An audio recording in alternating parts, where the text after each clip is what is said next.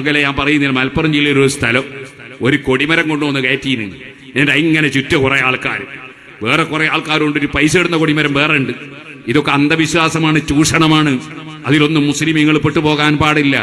അങ്ങനെ ഈ കൊടിമരം ചുറ്റുക, എന്നിട്ട് ഒരുത്തം പ്രസംഗിക്കുക. സഭാമറുവിന്റെ ഇടയിൽ നടന്ന പോലെ ഇവിടെ നടന്നാല്.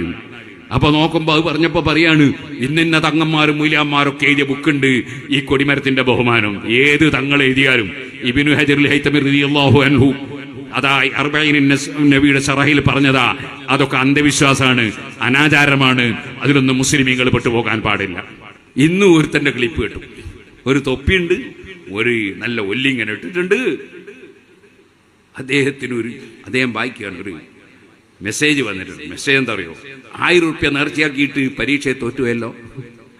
അപ്പൊ ഇയാൾ പറയാണ്, അതെ, തീരെ പഠിക്കാത്ത കുട്ടികൾ 1000 നേർച്ചയാക്കി പോലെ 1,00,000 നേർച്ചയാക്കണം, എന്നാലേ ജയിക്കുള്ളൂ. തീരെ പഠിക്കാത്തവനെ 1,00,000 നേർച്ചയാക്കി.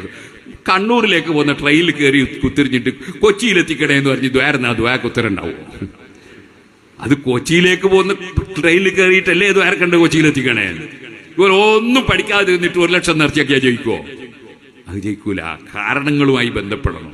അത് 2 കാരണവുമായിട്ടും ബന്ധപ്പെടണം. അല്ലാതെ സുബ്ഹാനല്ലാഹ് ഉസ്താദേ ദ്വാരക്കളം മക്കളില്ല.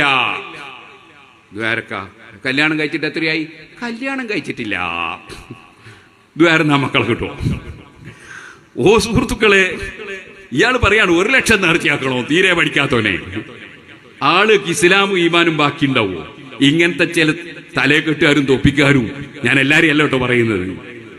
സുബ്ഹാനല്ലാഹ്, വേറൊരു ആള് നല്ലൊരു തലയെക്കെട്ട്, നല്ലൊരു നീളക്കുപ്പായം, എന്നിട്ട് പറയാണ്, നിങ്ങൾക്ക് വേറൊരുത്തന്നെ നശിപ്പിക്കണോ? നിങ്ങൾ ബാളെടുക്കണ്ട, കുന്തെടുക്കണ്ട, ഇങ്ങനെ കൈകൊണ്ട് മൂപ്പര് യാതൊരു ജലാരി വല്ലിക്രാം തന്നെ അപ്പുറം നശിച്ചു പോകും. കത്തിയില്ലാതെ കഠാരയില്ലാതെ ശത്രുവിനെ പീസാക്കണോ?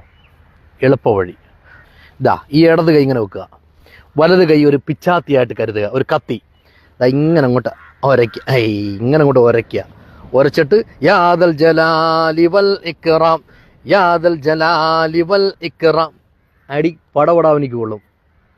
സുബ്ഹാനല്ലാഹ്, ഇങ്ങനത്തെ ഓരോ സംഗതികൾ പറഞ്ഞിട്ടുള്ള ഈമാൻ നശിപ്പിക്കുന്നു.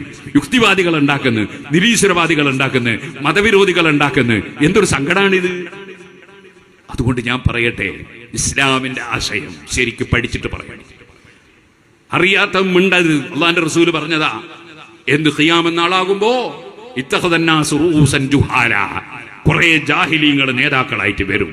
ഫസുയിലു, അവരോട് ചോദിക്കപ്പെടും. ഫാഫ്തൗ,